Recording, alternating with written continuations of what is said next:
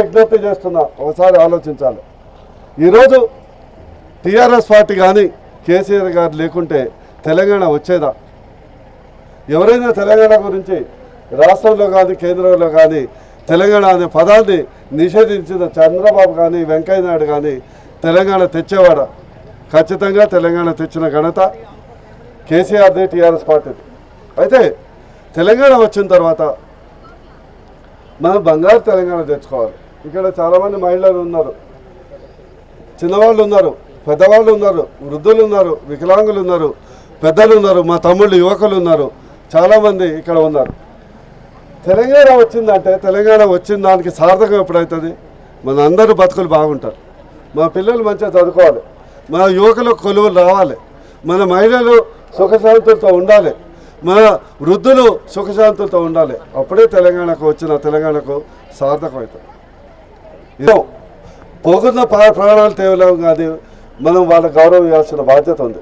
అట్లనే మన దళితులకు 3 ఎకరాల భూమి, వృద్ధులకు 1000 రూపాయల పెన్షన్స్ ఇప్పుడు 200 వస్తున్నాయి, వితంతువులకు 1000 రూపాయల పెన్షన్, వికలాంగులకు 500 వస్తుంది, 1500 రూపాయలు, పేదలకు నిరుపేదలకు ఒట్టి ఇల్లు అంటే పోలీస్ స్టేషన్ల జైలులా కాకుండా మంచిగా 400 స్క్వేర్ ఫీట్లతో ఒక ఇల్లు.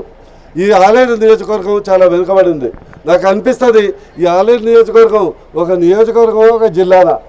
ఇక్కడ హైదరాబాద్ బొమ్మల రామారావు తీసుకుంటే ఇక్కడ వరంగల్ గుండాల, అటు పోతే మన జనగామ మండలు, తిరుమలగిరి దగ్గర, అక్కడ మన వరంగల్ జిల్లా.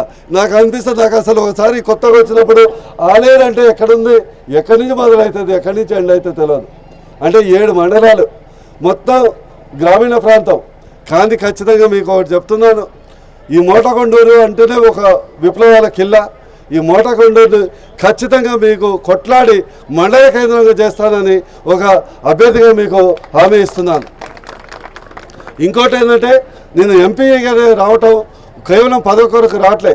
రేపు ఎంపీ అయితే కేసీఆర్ గారు, డాక్టర్ గారు మీరు ఉద్యమాలు చేశారు, మీలాంటి చదువుకున్న వాళ్ళు, వైద్యులు, పేరున్న వాళ్ళు రాజకీయాల్లోకి రావాలని చెప్తే రావటం జరిగింది.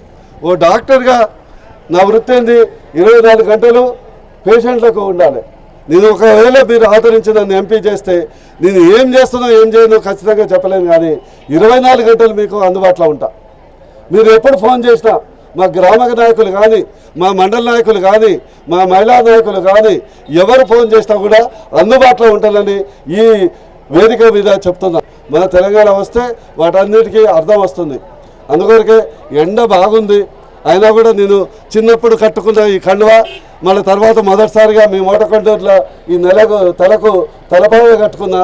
ఒకటే చెప్తాను, మీ చిన్నవాళ్లకు అన్నగా, పెద్దవాళ్లకు తమ్ముడిగా, మరీ మహిళలకు వృద్ధులకు ఒక కొడుకుగా సునీత మేము ఒక అన్నదమ్ముల్లాగా మీకు సేవ చేస్తామని, మీకు అందుబాటులో ఉంటామని ఈ సభావేదికగా మేము హామీ ఇస్తున్నాను. మీరు ఆదరించి కారు గుర్తుగా వేసేసి మా ఇద్దరిని గెలిపిస్తారని మేము ఒక్కరిని విజ్ఞప్తి చేస్తున్నాను. అవకాశం ఇచ్చినందుకు మరొకసారి ధన్యవాదాలు తెలుపుతూ, ఇక్కడ ఆత్మకూరులో మండల సమావేశం ఉంది కాబట్టి మొదటగా మా చెల్లె పర్మిషన్ తీసుకుని వెళ్తున్నాను. జై తెలంగాణ.